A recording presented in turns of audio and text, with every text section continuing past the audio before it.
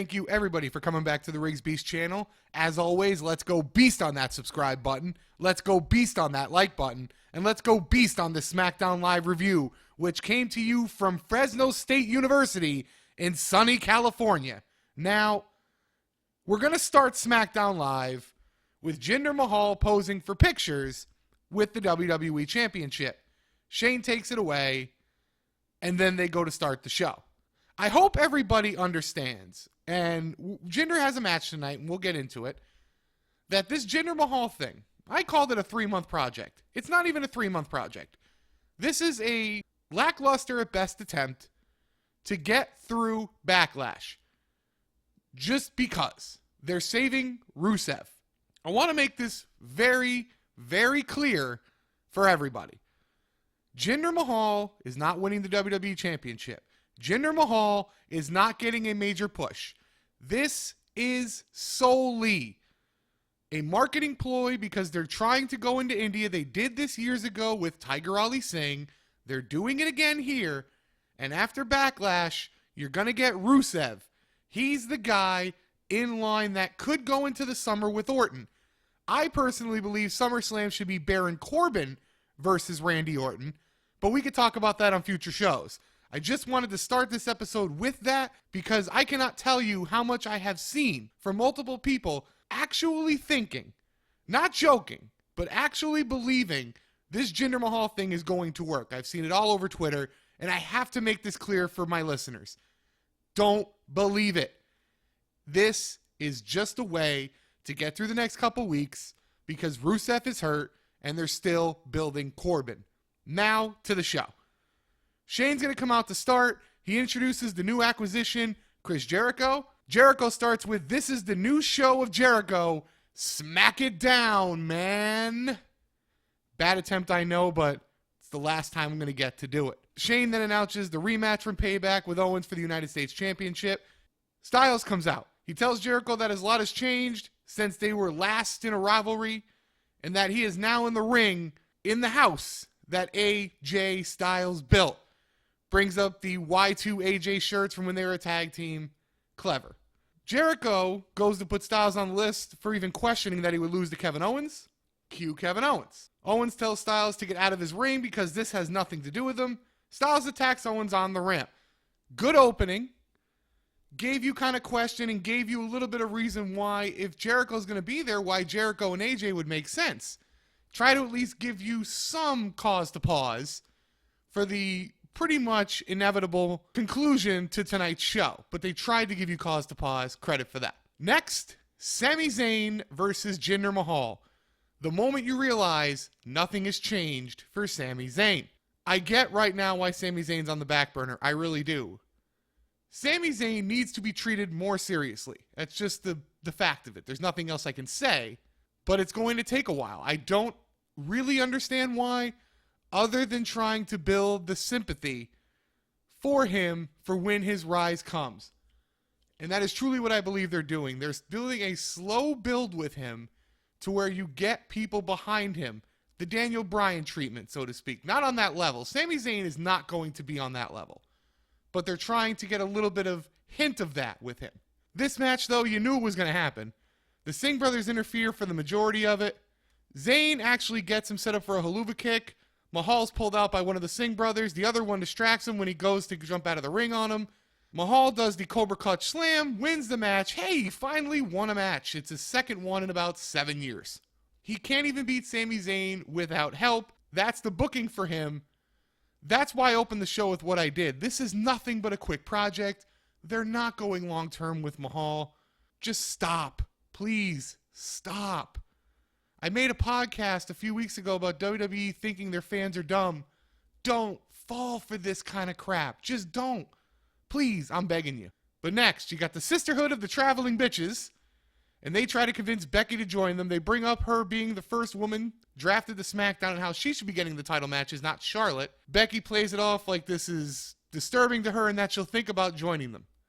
Next, you get Ziggler complaining about Nakamura after a Nakamura vignette. He insults Shane and Daniel Bryan, but Shane's right behind him. Ziggler, with zero chill, simply says he will show Shane how you impress here. Next, you're going to get Aiden English, which is the now resident jobber, Broadway performer of SmackDown, versus Ty Dillinger. Dillinger wins in 2 minutes. Jericho is then being interviewed backstage. Aiden English walks by crying. Jericho's last person to put on the list, Aiden English, for crying. He also puts Renee Young on it for some reason. It's just funny. Then you get a Charlotte interview. Blah, blah, blah. The Sisterhood of the Traveling Bitches jump Charlotte. There was a tag match set up with Naomi and Charlotte versus Natty and Carmella. Obviously, it's going to start as a handicap match because of Charlotte getting jumped. This match, the first half of it was awful. Between the Naomi kicks that look horrible up close, they don't even land. And when Natty flipped Naomi around after a baseball slide, they hit her head off the steps and their head didn't even come close to the steps. Then Carmella's trying to do punches on Naomi, and she's missing so badly, you can hear her punch the ring before punching Naomi. Seriously. It may not look that bad live, but your majority of your audience is watching on television. It looks awful. Bad night for the women. Charlotte, though, is going to come out midway through the match. It becomes back and forth. Charlotte gets a hot tag. Ellsworth distracts Naomi. Carmella rolls her up for the W. Charlotte and Naomi are then jumped. Becky then comes out. Becky pretends like she's going to join the Sisterhood of the Traveling Bitches, but she throws Ellsworth into Tamina. She then gets beat down as well. This is leading to a 6-woman tag match at Backlash. Yay. It may not even be a bad match, but as we all know, for anybody who listens to me, the reason 90% of these matches suffer is because they are the exact same thing. Let me tell you how the match is going to go. Baby faces are going to get jumped. They're going to get stuck in the corner of the heels for most of the match. You're going to get a medium hot tag about midway through. Then she's going to get stuck. Then you're going to get a hot tag from the main baby face. She's going to take out all three. And then at that point, you'll see who's going to win. That's how these matches go. That's how most of them go. It's just not good. Next, you get a New Day vignette. By the way, JBL stole my thunder for the podcast, but the Dallas Cowboys in the 6th round select Xavier Woods from Louisiana Tech. Also in the NFL draft, Mike Tyson went to the Seattle Seahawks. Just wanted to make that little joke for everybody who watches football. The Cowboys got some New Day coming into town. Next up, though, the Dolph Ziggler-Sin Cara match. Sin Cara actually looked good in the blue. I can't lie. It kind of threw me back at first, but he looked good.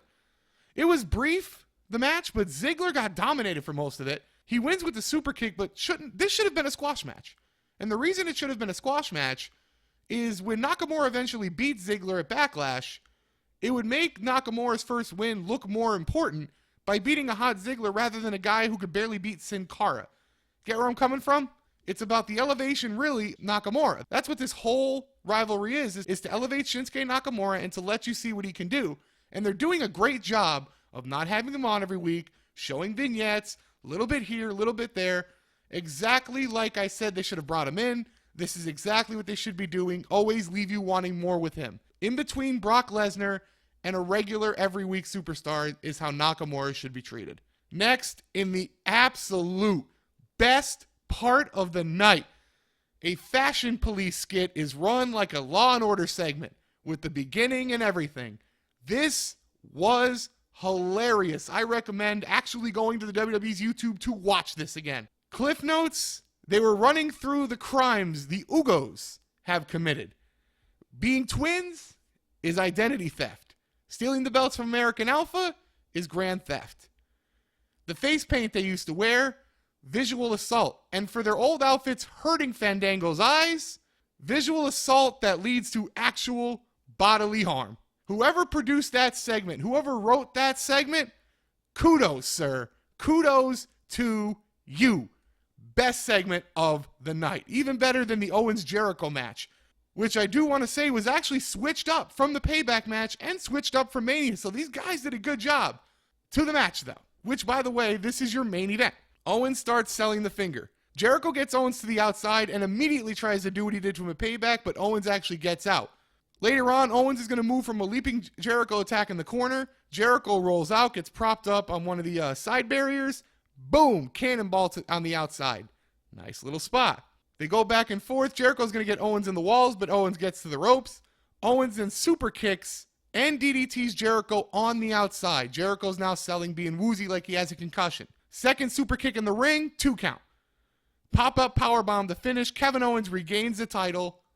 Not surprising at all. Meds now come out to 10 to Jericho. Owens comes back in for a second pop-up powerbomb. Jericho then collapses as he's going to throw him for the third. This is Jericho getting written off TV. Like I said on Twitter, at the Riggs Beast. Jericho's tour with Fozzy starts Friday. I believe every Tuesday, at least for May, has a tour date. So you move him to SmackDown for the sole purpose of being able to come in irregularly and not having another guy like that on Raw. So you have Cena and Jericho come in and work with mid-card guys as he always does. Cena, top guys. Owens then comes back, jumps him again, puts his head in a chair, and slams it off the post. He has now been officially written off television. I hope the Fozzy tour is an absolute huge success. People have been saying this is the best Jericho's looked in WWE ever. I'm not going to say ever.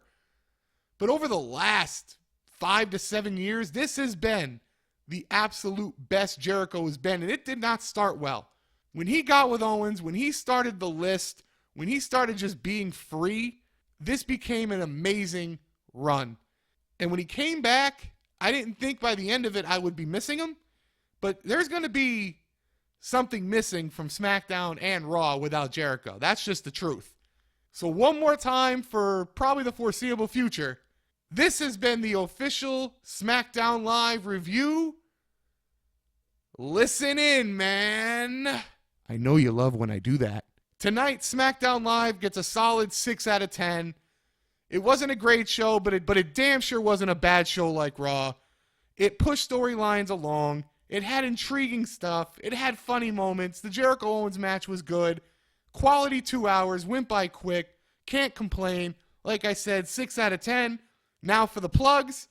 Follow me on Twitter at the Riggs Beast. I live tweet during all events. Raw, SmackDown, pay-per-views. If we can get enough of a following, if we get the channel going, we'll start doing NXT events. And of course, as always, let's go beast on that subscribe button. Let's go beast on that like button. And as always, guys, keep it beast.